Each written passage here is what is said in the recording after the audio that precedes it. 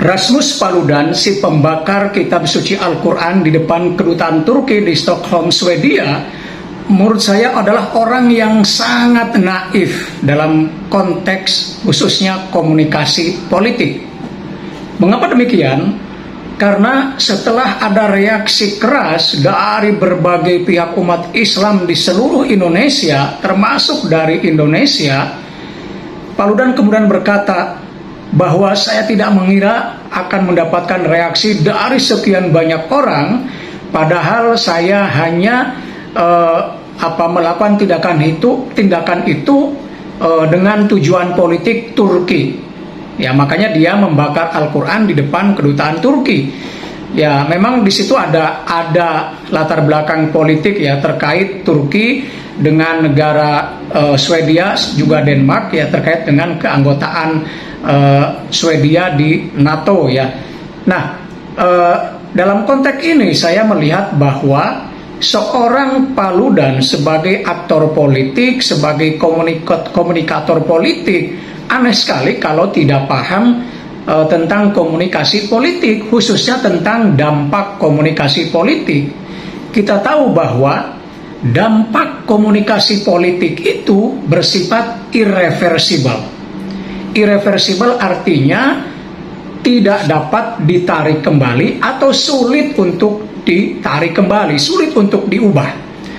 Misalnya begini, ketika seorang komunikator politik menyampaikan pesan politiknya ke publik, lalu kesan atau pesan itu menciptakan kesan di halayak, di pikiran, di hati halayak, entah kesan baik atau kesan buruk, maka kesan itu akan melekat kuat di pikiran dan hati halayak atau publik.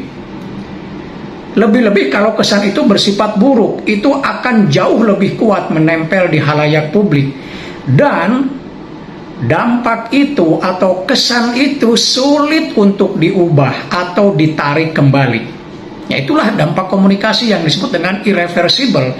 Karena itu, sekali seorang komunikator politik memberikan kesan negatif atau sangat negatif ke halayak, maka kesan itu akan melekat kuat di masyarakat.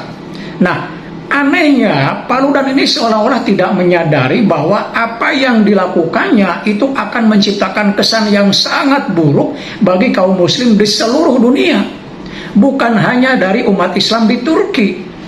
Ya, Paludan seolah tidak menyadari bahwa yang namanya kitab suci Al-Quran itu bukan milik umat Islam di Turki saja, tapi umat Islam di seluruh dunia.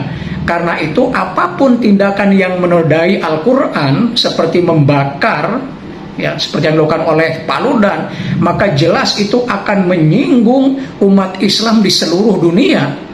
Karena itu ya tidak heran kalau kemudian umat Islam di seluruh dunia bereaksi keras terhadap tindakan Paludan.